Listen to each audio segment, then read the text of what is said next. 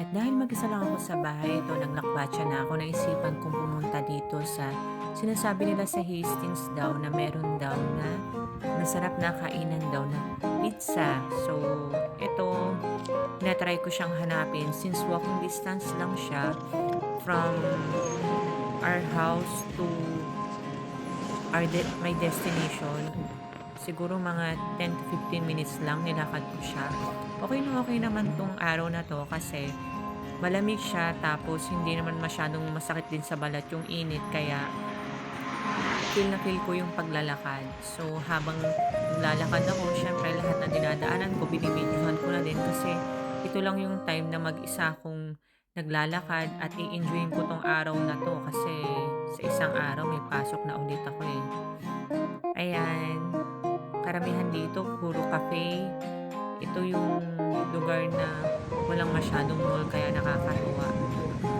Mga maliliit lang siya na establishment. Karamihan dito ay mga restaurant, coffee shop. Ayan. Nakakatuwa lang yung Turn right view your message dito. out.